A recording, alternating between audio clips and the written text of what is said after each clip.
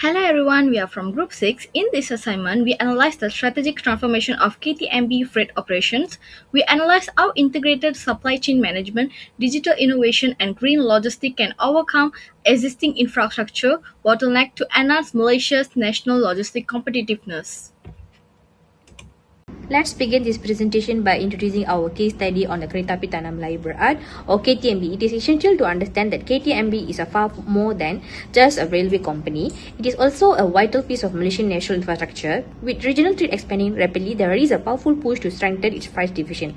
KTMB cargo to enhance the competitive and resilience to our national supply chains. However, despite this strategy important, KTMB enormous potential remains locked. It is held back by severe operational and supply chain challenges, including network congestion, high unreliable schedules, and weak integration with major ports.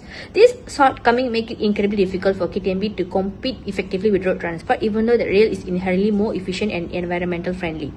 This is where the real opportunity lies. Rail freight aligns perfectly with Malaysian sustainability objective and the national transport policy, which explicitly encourage a shift of cargo from road to rail, decarbonizing logistics and reducing highway congestions. So the significance of these studies extends well beyond KTMB as a company. Improving rail freight performance is directly tied to a national interest. It supports economic growth, increase logistic efficiency, and reduce carbon emissions, and strengthen Malaysian position as a leading Asian logistic hub.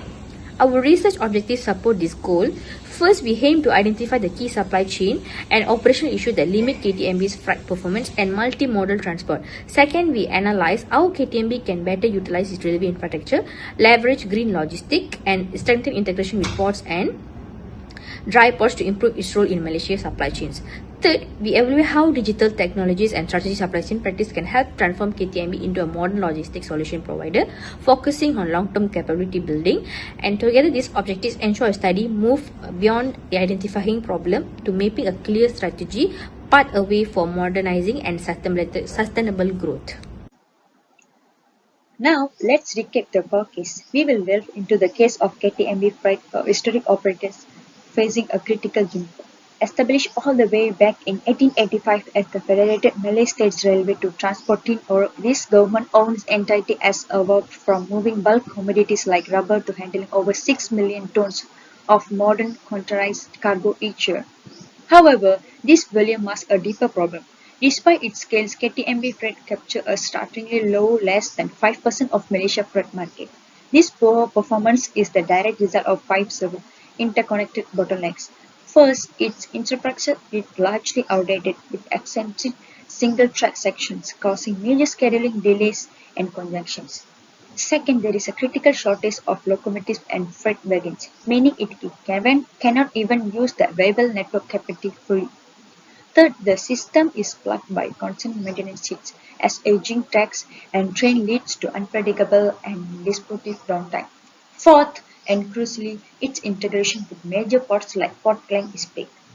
The physical and digital handoff between ships and trains is inertia, adding significant cost and also complexity for shippers. Finally, underlying all of this is a history of financial instability.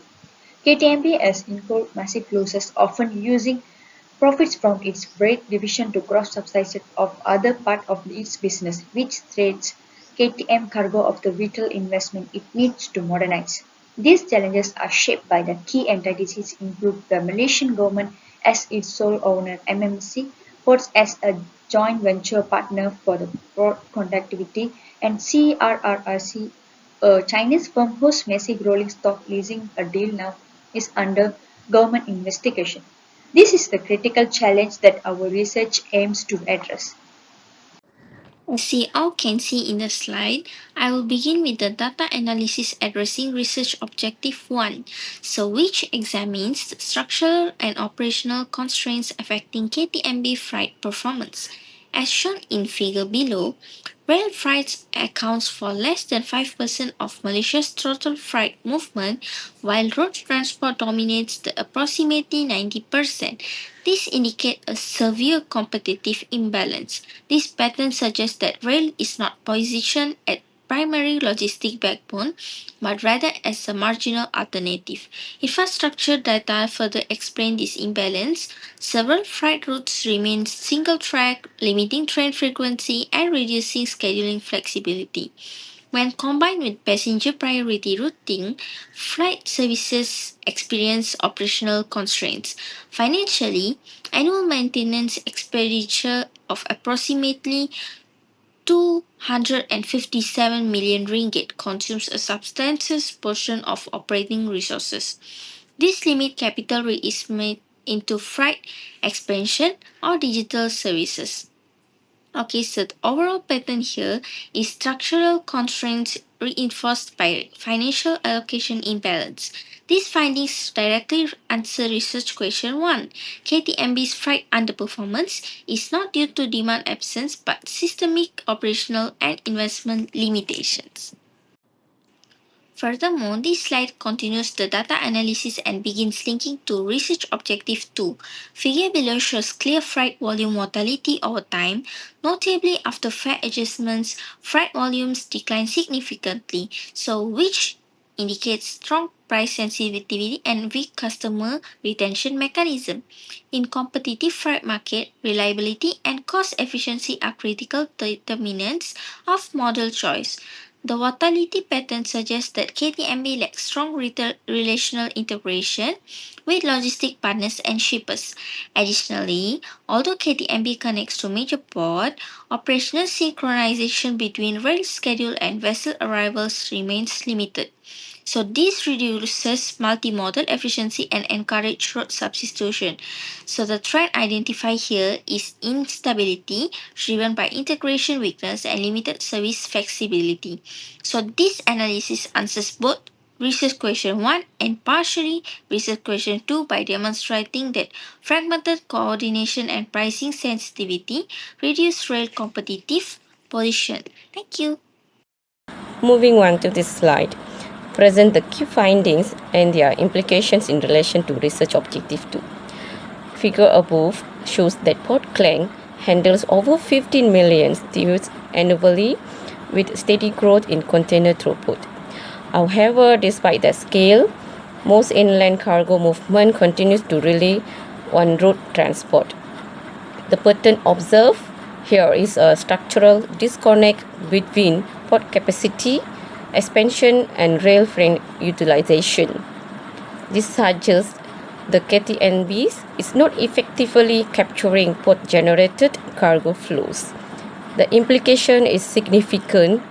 Improved port rail coordination and integrated multimodal scheduling could substantially increase rail modal share. These findings directly relate to research question 2, which examines how supply chain integration and infrastructure alignment can extend freight competitiveness. In strategic terms, the opportunity is not demanding creation, the demand already exists. The issue is integration and capture. This final slide addresses research objective 3, focusing on digital and strategic transformation. The findings indicate that at the KTMB's freight operational like real-time tracking system, predictive maintenance analytics, and integrated information sharing platforms.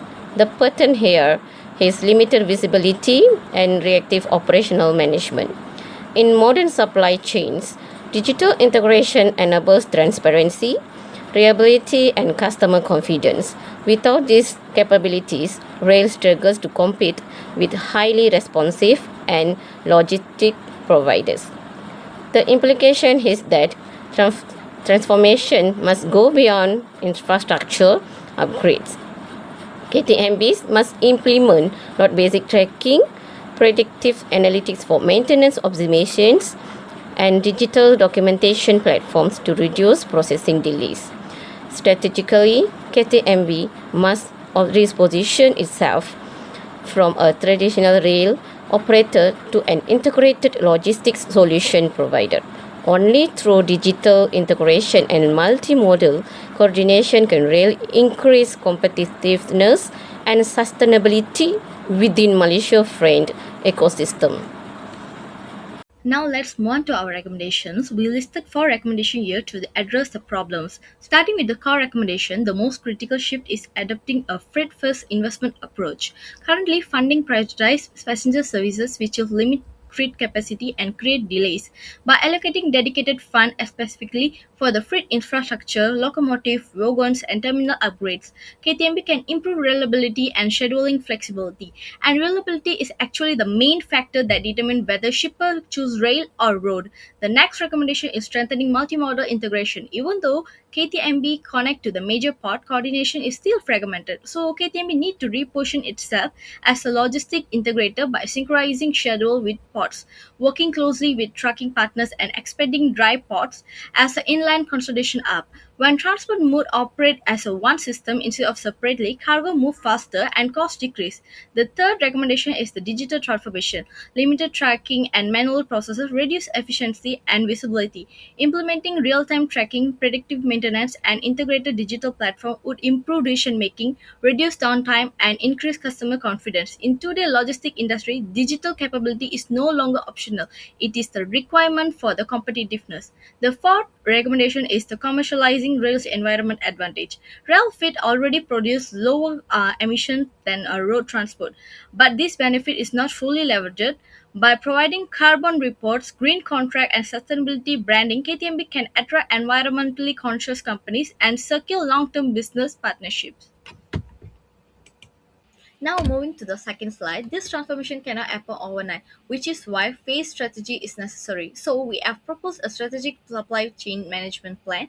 Phase 1 focus on the short-term stabilization within 1 to 2 years. This priority is improving reliability to the better maintenance, congestion reduction, a dedicated control central, and pilot tracking system. The goal is stabilize performance and build customer trust. Phase 2 cover 3 to 5 years and emphasize integration and expansion. KTMB should coordinate closely with the port, custom, and logistic partner, introduce unfilled digital system, and expand inland consolidation up. This stage increase cargo volume and strengthen its position within Malaysia logistic network. Finally, phase 3 focus on the long-term growth over 5 to 10 years. These include freight dedicated corridors, cross-border expansion, public to private partnership, and value-added logistics services. At this stage, KTMB transition from rail operator into fully integrated logistics solution provider. Overall, these recommendations are effective because they are structure, phased, and governance driven, ensuring transformation is systematic rather than fragmented. In conclusion, this report demonstrates that KTMB freight underperformance is not caused by insufficient market demand, but by structural and operational constraints. The data analysis confirms that infrastructure bottleneck, high maintenance expenditure, and passenger priority investment have limited freight capacity and flexibility. Furthermore, weak port rail coordination and limited multimodal integration have reduced rail ability to compete with road transport. However, strong growth in container throughput at Port Klang indicates sustainable untapped opportunity. The findings suggest that digital transformation, predictive analytic, and integrated logistic platforms are critical for improving service reliability and competitiveness. So ultimately, KTMB must transition from operating solely as a rail transport provider to functioning as an integrated logistics solutions provider. Only through structural reform, digital integration, and strategy repositioning can make KTMB strengthen its role within Malaysia national freight ecosystem. And that's all from us. Thank you.